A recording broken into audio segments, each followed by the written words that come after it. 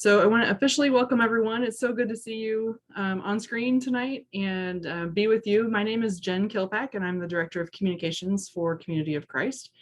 I'm joining today from my home in Raymore, Missouri, which is just south of Kansas City. And joining me tonight is Becca Loving. She's waving. Hello, sorry about that.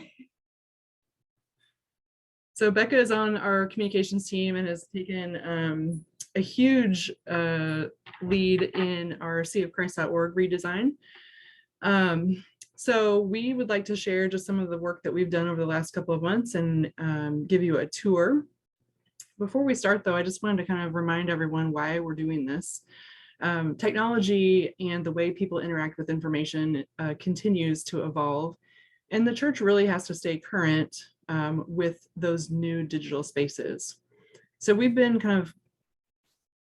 there's been a growing awareness that, we've outgrown our current digital space and we really needed to increase our footprint. So we have three major communication goals. We're always trying to talk about mission. There are certain operational things that we need to be talking about and sharing about. And then we also have a lot of really great formational resources, things that help us as disciples, both individually and in community. So the new digital landscape for Community of Christ includes three distinct yet connected websites. And the content has been segmented into three areas. The primary audiences for these areas. The first is mission, which is our seaofchrist.org website. And the main audience for that is members and seekers, people who are interested in learning more about Community of Christ, and members who want to know what's going on in the church. The second area of content is really our operational material and administrative material. That is the new site called Our Ministry Tools. It is focused on leaders, priesthood, and members. And the third one is formation, as I said, for individual formation and for communal formation, which includes things like lessons and books and study materials. That site is really intended for members, leaders, and planners, and that is the expanded job of heraldhouse.org. So as many of you know, on March 1st, that was the official launch day of seaofchrist.org and the ourministrytools.org website. And this is where I'm going to hand off to Becca for a quick tour of seaofchrist.org. Perfect. I will say before I said handoff and then I was like, wait. If you have questions, please use the chat function and put your questions in the chat, and I'll try to ask those as they come up as Becca's going through. And then we'll hopefully have some time at the very end to just do some general Q&A. Okay. So now, Becca, officially over to you. Okay, perfect. Thanks, Jen. So as Jen mentioned, I will walk you through the new seaofchrist.org, and then Jen will walk us through the new website called ourministrytools.org, and then we'll finish off with a question and answer session. So I'm going to start sharing my screen. Can you guys see? No, you cannot see my screen. Oh, you can see seaofchrist.org? Okay. Okay, that's not very clear to me on my end, but I'm glad that you can see it. Perfect. Okay, so I just want to walk you through some of the features that you will find on the new seaofchrist.org. And let's just begin here with the new homepage, which I'm hoping you guys have had an opportunity to walk through already. But you'll see up here in the top left-hand corner, this is the alert bar. So if there is information that we want to notify you about right away, you'll see this right up here. So learn more about our ongoing COVID response. You can click on that alert and it will take you to a page with more information about that particular alert. Then we have the Community of Christ logo. No matter what page you are on seaofchrist.org, if you click on this logo, it will bring you back to the home page. Then if we come over here to the side of the menu, we have About, Grow, Connect, Give, which we'll walk through each of those sections shortly. But I do want you to know that we have this magnifying glass here as well. If you click on that, you can do a site-wide search of seaofchrist.org. And then here at the bottom of the screen, we have our language selector. So if you click on the language of your choice, it'll take you to that language. So English, French, or Spanish. Okay, let's scroll through. Well, English for today's presentation. So we'll scroll through the homepage. As Jen briefly mentioned, the purpose of the new seaofchrist.org is to provide a space for seekers and for members to explore our faith community and how we are living out Christ's mission. And I think that you will see that reflected on our new homepage.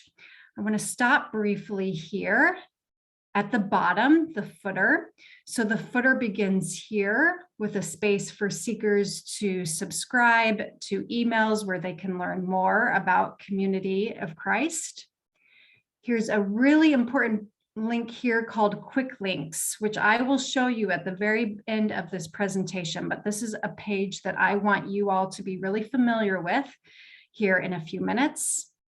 Our ministry tools, which is the portion of the new site that Jen will be walking us through. I know many of you are leaders in your congregations and planning worship. Worship resources now live on heraldhouse.org, but we still have a link to worship resources here on seaofchrist.org if you find yourself looking for those here on this website.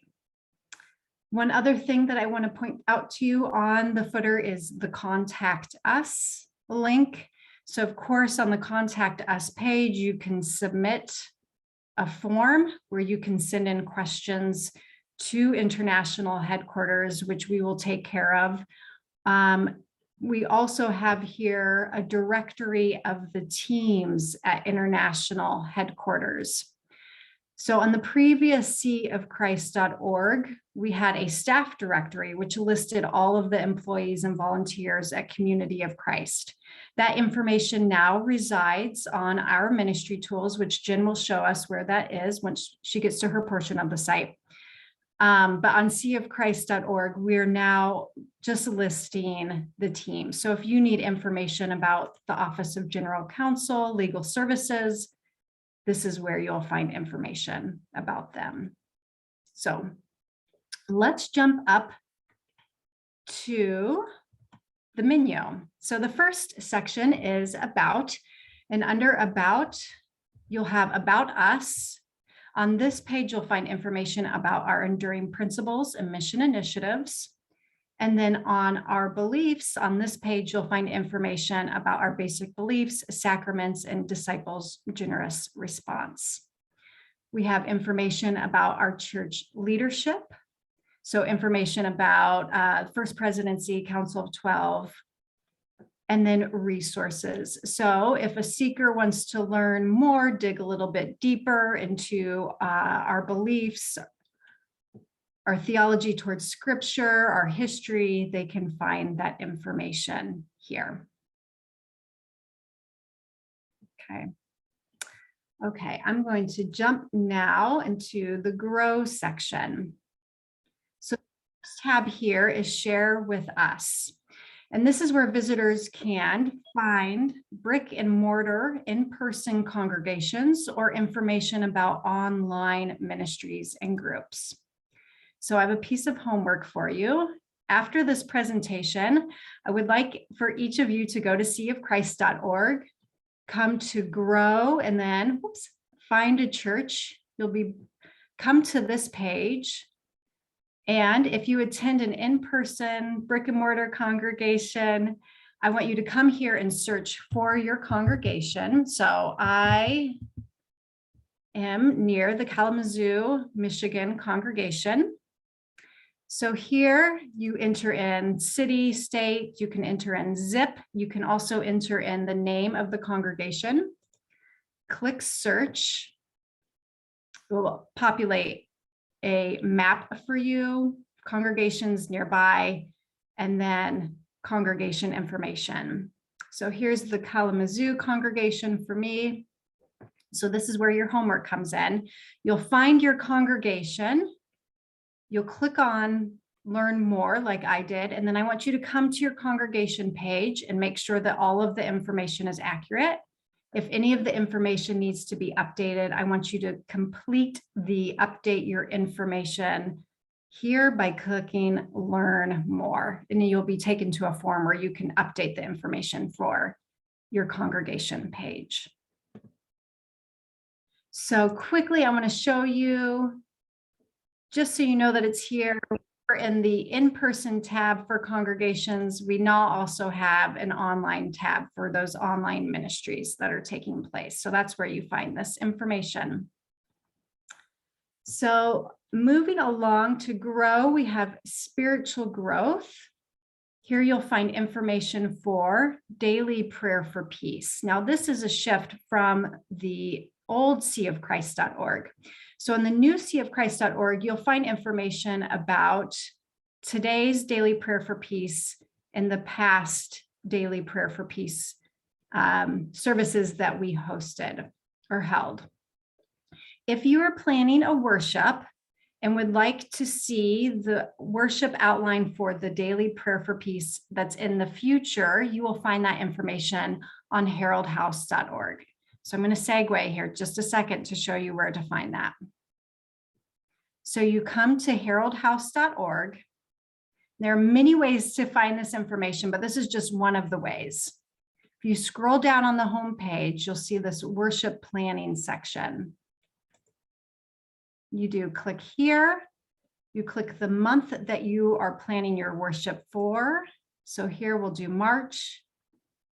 And then under annual planning tools, you'll find a list that says March Prayer for Peace outlines, and you'll click PDF, and that will provide you with all of the March Prayer for Peace outlines. Okay. The next thing I want to show you here under Grow is Daily Bread. Now, I did want to notify you, just like the old website, you can come here, you can read Daily Bread stories, but you can also continue to receive Daily Bread in your email. Now, there has been a bug related to the release or the publishing of the Daily Bread. So I'm sure that you're aware that you're receiving those emails later in the day than you normally do. We've notified our developer about this. They are aware of the issue and they are working on it. Once they have fixed it, we will go back to sending out our Daily Bread emails closer to midnight or 1 a.m. Central Time. So we are working on that issue. Under Grow, the next section that I want to show you is Get Involved. So we identified themes that we wanted to highlight based on our World Church teams. So you can see the 6 themes here. I'm just going to show you one page here. Peace and justice.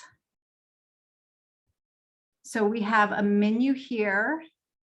If you click on any of these items here, it'll take you to that portion of the site, or the page rather. So if you want to learn about resolutions associated with peace and justice, you click resolutions and it takes you to that portion of the page. If your mission center is hosting an event related to one of these 6 topic areas, we would encourage you to send information about that event to communications@seaofchrist.org, and we will make sure to add that event to our calendar on this website. And with that, I'll show you the next section of the menu. And the very first piece is calendar, which I hope you've had an opportunity to jump into that. But it's pretty self-explanatory. If you click any of these tags here, it will take you to listings related to that tag. Once we have information about World Conference, we will have a separate link to that here. So we have news and updates, media, which have articles, videos, and podcasts. These podcast episodes are some of the Project Zion podcast episodes that I'm sure you all already subscribe to. One thing that I want to note to you here is this button here called Info Hub. So soon, we at International Headquarters will launch a new Community of Christ app. The new app will include many of the same features that you enjoyed on the previous one, but we're really excited because the new app will also be available in French and Spanish. More information about the new app and how to download it will be available soon. If you have the original Community of Christ app on your device from Google Play or the Apple App Store, we're not updating that any longer, and we ask that you remove that from your device. But more information about the new Community of Christ app will be coming soon. Okay, so we have the give section. This is pretty self-explanatory, I think. If you are in the US and you want to give through e-tithing, you simply come over here to Give Now, click USA, and it will take you off to that area. Let's see. So I want to finish off by showing you this quick links page before I pass you off to Jen. So as Jen mentioned at the beginning of the presentation, before we had all of the information condensed on seaofchrist.org, and now we have separated things, and we realize that sometimes it might be confusing and hard and frustrating to know where to find that new content. So this quick links page kind of provides a roadmap of where to find the things that you are looking for. So I come to quick links, I scroll down here, and we have tabs: formation, operations, and mission. So formation are those resources that you find on heraldhouse.org. And here are examples of those resources that you would find on heraldhouse.org. And many of these are links. So if you click on Temple School, for instance, it will take you directly to the Temple School information on heraldhouse.org. Under operations, this is our ministrytools.org. Here is a list of some of the things that you will find on that new website. We'll talk about this here again here in a minute. And then mission, which is seaofchrist.org. Again, here are examples of things you'll find on seaofchrist.org. Okay, so we're going to seg away over to Jen's portion with our ministrytools.org. And the first thing that I want to say before I pass this on, or maybe the last thing I want to say, is in order to access our ministrytools.org, you need a username and password to access it. So the first step to requesting access is by going to seaofchrist.org, clicking on our ministry tools here in the footer, and it will bring you to this page that provides instructions on how to request access. And here at the end of Jen's presentation, she'll walk us through briefly what some of those steps are. Okay, I'm going to pause here and hand off to Jen. Oh, wait, you're still muted, Jen. It's like I'm a newbie. Okay.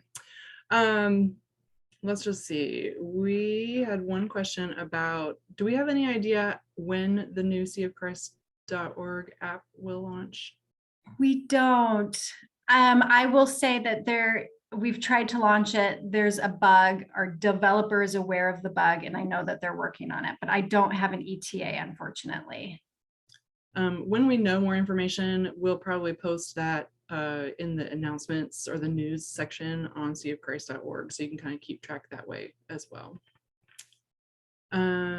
Let's see. Okay. There's one more question. Is there any CC available? I assume that means closed caption on videos. On some of them, I think that there are, because they're uploaded from YouTube. So the same features that you're used to on YouTube would be available on the videos here on seaofchrist.org. So usually it's just toggling into the settings there and figuring out which. Oh, you mean closed caption for tonight? No, Gloria, I'm sorry. That is something that we'll have to remember in the future. I apologize for that. And thank you for clarifying. Okay, I'm going to shift over. Becca, I'm going to hand the waiting room back off to you. Okay, sounds good. And the chat too. Let's see, I'm going to share screen. So as Becca said, our ministry tools requires a username and password. And we know that there's been a little bit of a struggle as people are trying to get that set. And can you see my screen okay? Okay. So I understand there's been some struggles with getting through the steps of that process. Part of the process is automated, and part of the process requires our information technology team to do some manual work, like entering your email address and giving you the appropriate permissions before the next automated step can happen. So that's why there's a little bit of a like disjointed feeling sometimes to the process, because part of it is automated and part of it is manual. I'm going to show you from my screen how you would log in when you have the username and password. At the end of this presentation, I'll walk through kind of the steps of what you can expect when you do sign up through the form that Becca showed. So I'm going to sign in with my personal email address because that is what you all will see as a guest. My seeofchrist.org email address would show you all of the admin options, which sometimes can be a little confusing and disorienting. See if I can remember this password. Ooh. I'm always like, is it gonna work?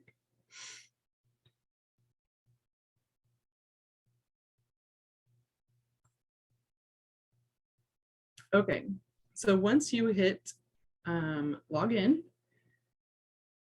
oh no. If this is the screen that you get, sometimes this is a Microsoft issue and it has nothing to do with you. So I would say this is actually really good. So here's what I would do. I would go back out again and try one more time.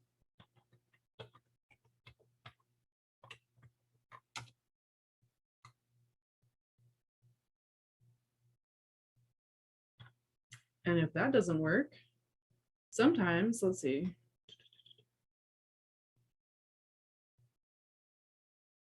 Oh, I wonder if I picked the wrong.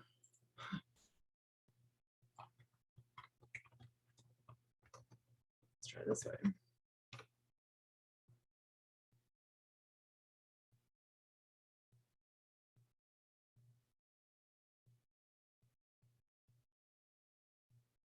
This looks slightly more promising. There we go.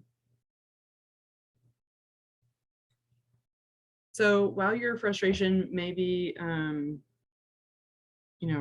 rightly aimed at your computer or password or whatever, you can also give some to Microsoft sometimes. So when you get to the page, this is what you should see. So when you log in, you should see this welcome box here and some quick links over here to Herald House for formational resources, and a link back to Community of Christ and seeofchrist.org website for mission. I also really love this little time around the church box. It just kind of helps you get a sense of what time it is around the world where we have different congregations. So we've just picked a couple of locations around the globe just to give you an idea of what time it is where. This is the main menu at the top. So here, I feel like that's kind of small, so I'm going to try to make it a little bigger. There we go. This will always get you home. So our ministry tools will take you back to the home page. And then across the top, this is a mega menu. So anytime you roll over one of these categories, another menu will drop down and open. All of these items are clickable. So this is the topic area that will take you kind of to a landing page for that topic area. And then underneath, there are quick links that will get you to some of the pages or groups of materials underneath that particular topic. So there's official documents where you can find the bylaws, guidelines, policies, World Conference resolutions, etc. There is a missional leadership tab, which has a couple of key resources from the Leading Congregations and Mission program, and also a link to the Missional Leaders website, where there's a host of videos and resources that you can look through and use in your congregation. In the administrative tab, we have materials from the administrator's handbook, because that book, the second that you print it, like the next day, it's out of date. So while that's helpful sometimes, and in the past it has been a helpful tool, we're moving a little bit more toward the digital version of that material. So this is going to be the first step of moving in that direction. So this section here is the first kind of big section in the administrator's handbook. You'll also find information about child protection, records management. There's Shelby, some recorders, hints and tips and reminders, and information about copyright. There's information about camps and events that will be coming soon. It's just material I have not gotten to yet. And then over in finances, you can find information about the affiliate investment pool. There's a whole section here for financial officers. Financial updates will be here, and then insurance, property, and some information about oblation. The priesthood section is going to include information about priesthood ministry in general, specific information about the sacraments, and this is where you can find the video series, how to lead sacrament ministry. There's some like really nice how-to kind of videos. Priesthood formation is where you can find ministry plans, ongoing education opportunities, and links to the priesthood courses. Those courses are available for purchase at Herald House, and so that will link you directly over to Herald House for the courses that you need.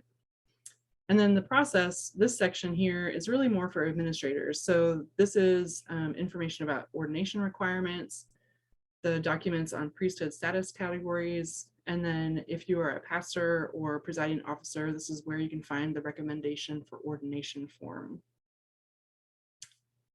The next section is called graphics, and our team gets a lot of requests for Community of Christ logos, for PowerPoint templates, for the enduring principles or mission initiative icons, and also some help for digital marketing. So how do we, make our website? How do we make a website for our congregation?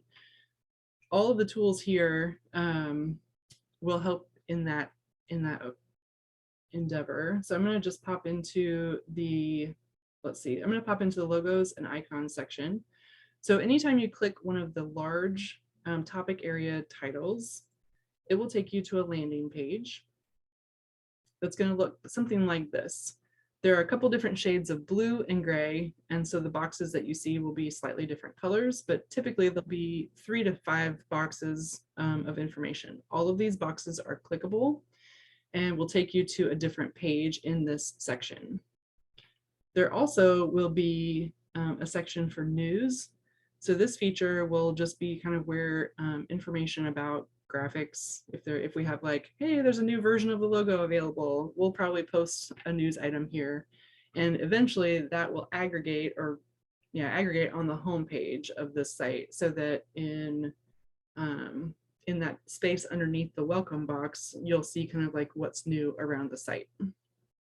So if you click on Sea of Christ logo, this takes you to an inside page, and the inside pages are set up pretty much all like this. So you'll see a color bar across the top. You'll see the title, and then the content here just kind of rolls down the page. And over on the side, you'll see a contact. So whatever kind of related person or group that would be your best contact for that information will be here. And then if there's additional links or information to share, that's usually found in a box on the side here as well. So here you can view and download the Community of Christ logos. And this will take you into kind of a document. It's called a document library, but into a file structure. And you can see download here, so you can click any of these items. Also, there's lots of ways to view this information. So you can see it as all the documents available. But if you select tiles, you can see kind of like a little thumbnail of what is in the folder. So that would give you a good idea of what it is that you're looking for. And you can say, oh yeah, well, I for sure need a French or Spanish logo, so I definitely want one of these. The ones that are white are kind of hard to see, so you have to roll over it to kind of get a sense of the idea, but that is the white version of the logo. The other thing that I would say is in each section, so I'm going to go back to the home. In each section, so each topic area, there's a sub menu.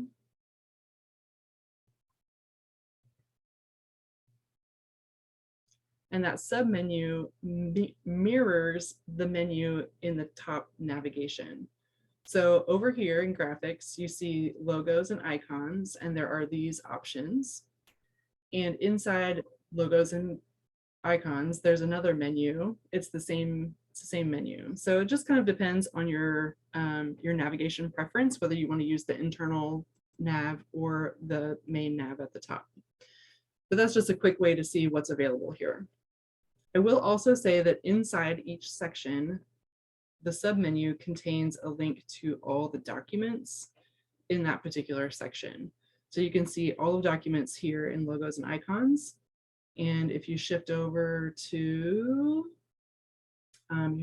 governance, shift over there for a second. You can see there's documents here in this section as well. I did want to show you one other piece of functionality on the site that you'll see fairly often when there's a lot of content. So this is, again, the governance section where it talks about congregations. And inside of this page, there are these what we call drop downs. So if you click either the arrow or the title, either one will open up that section. And then you can see specifically information about like organization. So hopefully this will give you a quick way to read these topics and see, oh yeah, I need to figure out what, the Church Administrators Handbook said about budgets. And then you can just open that section and read that material. I will say that if you are someone who likes to print things, you can print from these pages fairly simply. If you are on a regular page that does not have any of these drop down, we call them accordions or drop downs, then you can just come up to however you print from your browser. So from mine, I go to the three little dots here. I use Chrome and I go to print. And I typically print to PDF, but you can print to your home computer or your home printer. And it will show you what the page looks like. When you're using drop downs, it will only print the items that are expanded. So if you want to print the entire thing, you'll just have to go through and click those items, and then it will print the entire page. But if you just want the budget section, you can just print the budget section. So that's kind of a nice option too. You can also save it as a PDF. That's an option typically in your print feature or print function. And then you can save that to your desktop and email it to someone if they're curious or need that information offline. Okay, the other main thing that I want to share today is a little bit about searching. So one of the great things about having this material on SharePoint, which is the platform on which this is built, is that it is super searchable. The site searches documents, it searches pages, it searches PDF, inside PDF documents, it will search names of images. So it's really a robust search tool. The only thing that you need to remember is that if you want to search the entire site, so if you're not really sure maybe what section this thing might be in that you're looking for, you need to come out to the home page. If you are searching from the home page, it will search across, you can see up here in the little search bar, it says search across sites. So that will search all of the material on our ministry tools. So I'm going to type sacraments and hit enter. And here are my search results. So this shows all. I can also sort it by files. If I know that I'm looking for like a Word document or a PDF document, then I could sort it so that I only see files. I could also look at sites. So that's another way to think about those topic areas are individual sites. So there's a whole section on sacraments. And then also there's a way to search for news. So if there's, like a new document is posted about sacraments and you weren't sure where to find it, you could click on news. So that's one way to search. You can always hit the exit here to go back. And then I'm going to roll over to, I'm going to go to records management and just show you what happens. If you're looking at records management because you were interested in, how about you're interested in preserving your congregational history. And then you're like, oh yeah, and I also need to figure out something about sacraments. And you come up here to sacraments and hit search. It will say, you can't, there's nothing to see because you're searching our ministry tools in records management. So there's no reference to sacraments inside that section of record management. So that's like the one thing I think that is super helpful. If you want to search and you're not sure where to go to the home page. That way it will search the entire site. Okay. I'm looking at my list here to make sure that I got all the things that I wanted to say. One last piece of information I will say is that this site is a work in progress. Let's see here. Right now, the site is primarily in English, but we are working to get it available in French and Spanish. And if you are someone who uses more than one language or works or serves in an area that has members who use different languages, this area right here is how you can switch between. So right now, let's see, I know I've done congregational organization. So once you're on a page, you can click English and it will show you which languages are available. And you can click on Spanish and it will change the content into the Spanish language that we have. Now, the one thing that us as English speakers, we will not see the menu in Spanish. So this menu will always show in English if your computer settings are set to the preferred language of English for you. So I was testing it today with one of our translators. His name is Esdras. And since his system is set to Spanish, when he pulls up this page, he sees the menu all in Spanish. And he gets to navigate around in the Spanish pages, but he can switch to English. So the system does know what your, so the website knows what your system settings are and will choose the appropriate language. So that's a piece of functionality that I'm excited about. We're continuing to build. The other thing I would say is that I know 100% that not everything is available here. We've done our best to kind of get the first wave of content posted. But as you get access and are searching around, if there are things that you can't find that you think you should be able to, please send us an email. You can use the contact here, or you can send an email to communications. Either way is okay. I just realized also I didn't show you the directories. So let me pause real fast and do that. This last category is directory. So this is where you can find a staff directory. This includes all of our ministers, mission center leaders, etc. And it is alphabetical and it's sorted by last name. You can, here it is, you can grab this bar and slide it over for email and phone number. And if you want to download this to use it offline, there is a download button as well at the bottom here. In addition to the staff directory, we have a mission center directory, which includes our mission center leaders, mission center addresses when those are available, and websites and emails. And then we also have a list of campgrounds, so with contact info for our campgrounds. Okay, I think that was everything I wanted to say about that. So back to the sign up. I'm going to do the sign up kind of walkthrough, and then we'll go back and answer questions. It looks like we have about 15 minutes, so I think we're good. I'm going to go back to this page. This is the page on seaofchrist.org that Becca showed. And I was just showing Becca a kind of like picture that I've been working on to try to help kind of visually explain how this works. I'm going to just really briefly kind of tell you about the process.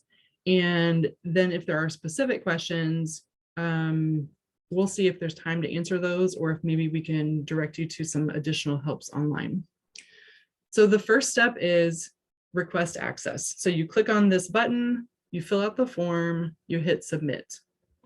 Then the next step that should happen fairly immediately is you'll receive an email from Wim van Klinken. He is our information technology director. And that email that's an automated process. So as soon as you hit submit, it notifies our system, the email comes back to you. You may need to look in your junk mail or your spam folder for that email. Inside that email, there is a link to the terms and conditions.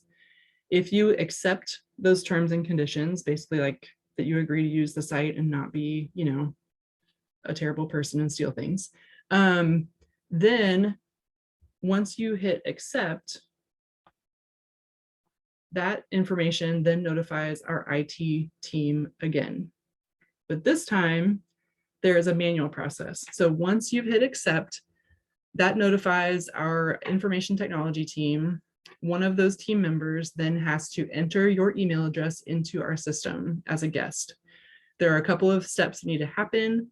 So it's about getting you the right permissions, making sure that your email is in there properly, etc. Then that information has to populate like through our Microsoft environment. Once that happens, which that could take up to 2 business days, then you'll receive an email from Microsoft Invitations on behalf of Community of Christ. And we say that because like it's a little bit weird and different, so we want to make sure that's very clear. That email will have some instructions in it that will say, you know, please log in with your Microsoft account, or if you're not registered with Microsoft, you'll need to do that with your email address. That's, I think, the part that's maybe getting a little sticky for people.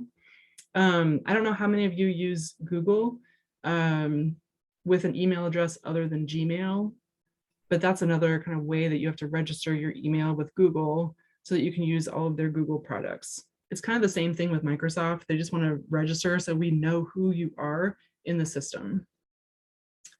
Once you've registered through Microsoft, or if you have a Microsoft email, which is like things like Hotmail or live.com, Outlook, etc., then that again sends a notice to our IT team.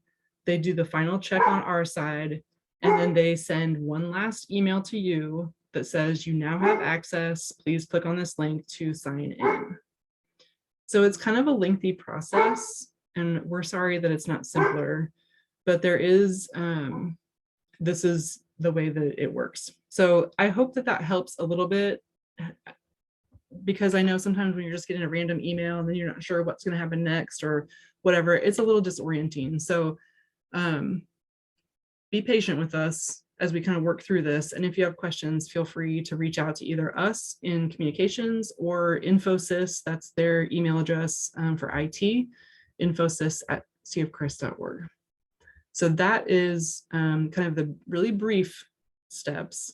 We did do a session last week, I think, that specifically looked at what the process was like. Vim actually joined us for that call, and we did record it. So we need to download that recording, put that on YouTube, and make that available. So if you're having some struggles with the login process, we'll probably direct you to that tutorial first. And then if that doesn't help, then we'll, you know, do some maybe one-on-one assistance. But that hopefully will be linked here on this page in the next day or two. and we'll share that link out when that's available.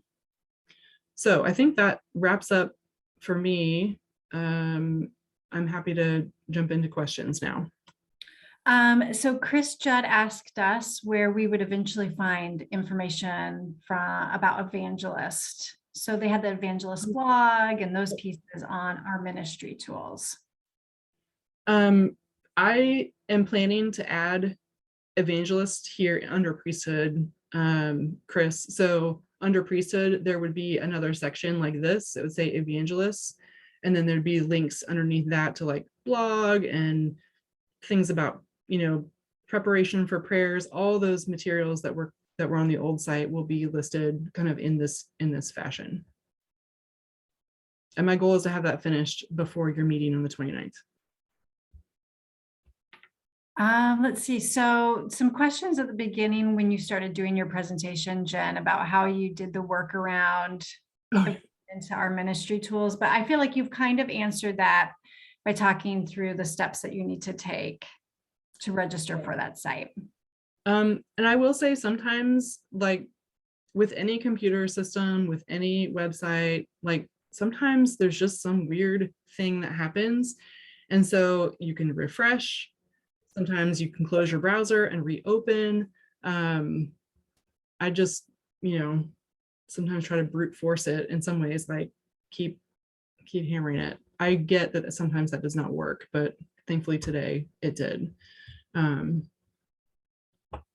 if you've had access, like I know that I've been in here with that email address. So if you've had access and then all of a sudden you don't, like that's where it probably is something on the website end, and not, it doesn't have to do with your, access level or whatever. And maybe one tip to remember too is even if you don't need access tonight or tomorrow, go ahead and request access, because as a congregational leader, you will probably need access to our ministry tools at some point. So go ahead and go to our ministry tools section of seaofchrist.org and fill out that form so you can get that process started.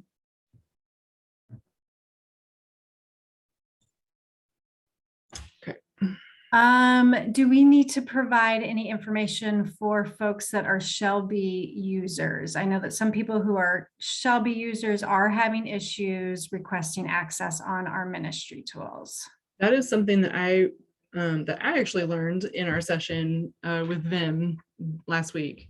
If you have okay, I'm going to see if I get this right. Becca, make sure that I get this right. If you are a recorder or a pastor, or maybe a CFO who has been given a seaofchrist.org email address related to your Shelby access, do not use that email to request access for our ministry tools. I cannot exactly tell you why. I don't remember off the top of my head, but the Vim said that address will not work. You'll need to use your a personal email address or a different email address to log into our ministry tools. So so I will say, if you have filled out the request form and used, like, I'm just going to say like recorder229@seaofchrist.org as your email address, please resubmit the form with a different email address. And then this issue came up at the presentation with Vim last week too, where can two people that share an email address, can they sign up for our ministry tools with that email address? So if you are, I know there's some spouses who share an email. My parents are one. They could not both sign up. Like Cindy Glandon could not sign up with their joint email address if my dad, Dave Glandon, had already signed up, because it's the same email. They have to be a unique email address. So one of two things. I think my dad does have his own email address, but he doesn't use it very often. So he could sign up with his own, or they just have a joint login and they just have to, share a password, which Vim was not real happy about because he's the IT guy and he wants everyone to have a very hard individual password that no one else knows. But if it's your spouse, it might be okay to share a password.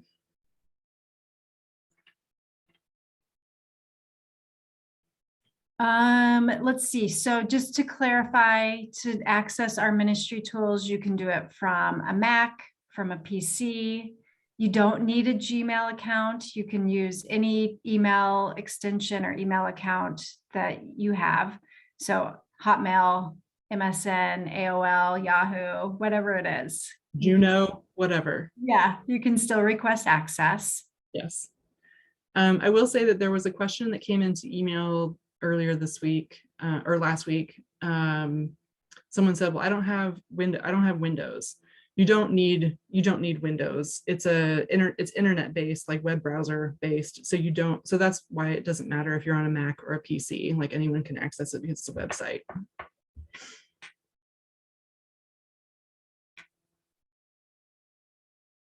Okay, I'm just scrolling through the questions here. I'm pausing. I'm not seeing any new ones, but if you have any, now would be the time to submit those. You can also send questions to us at web@seaofchrist.org or communications@seaofchrist.org, and we will be able to respond to you that way too.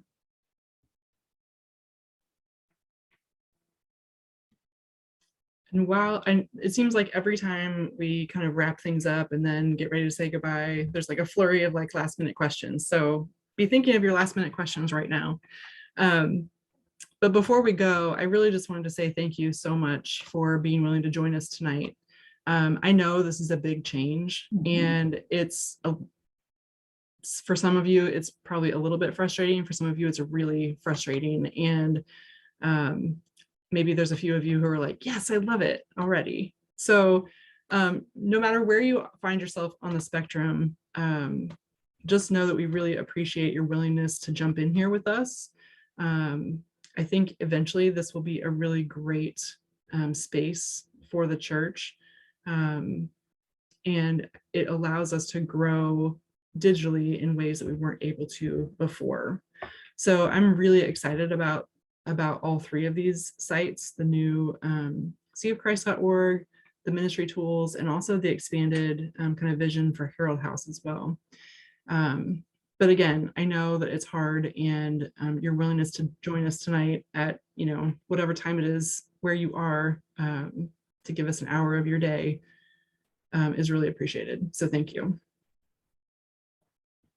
So one question came through. The first, after you request access to our ministry tools through that form, how long should we expect to wait to receive our first email from Wim van Klinken?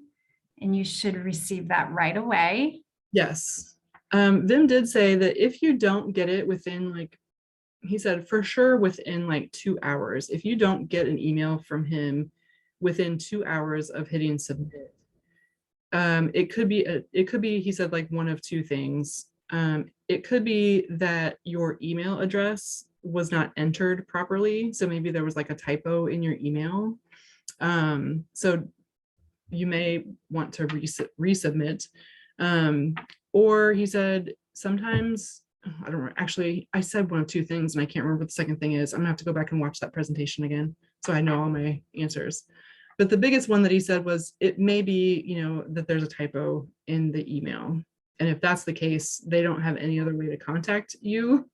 So that, and because it's automated, it just sends it back to whatever you typed in the email field. So double check before you hit submit, if you have not done that yet, proof your email, make sure that's correct.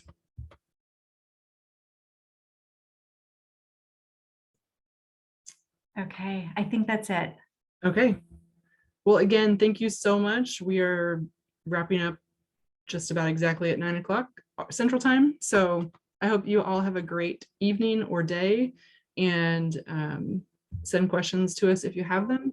And if you are successful, help your friends. Thanks, everybody. Have a great night. Thanks, guys. Thanks for your work with it all.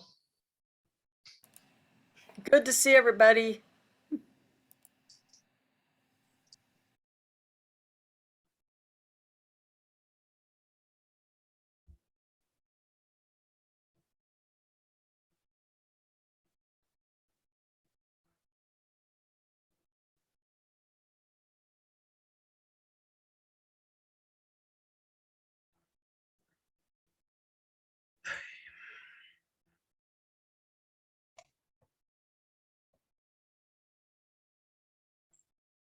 Thanks, Jen and Becca. You guys are awesome.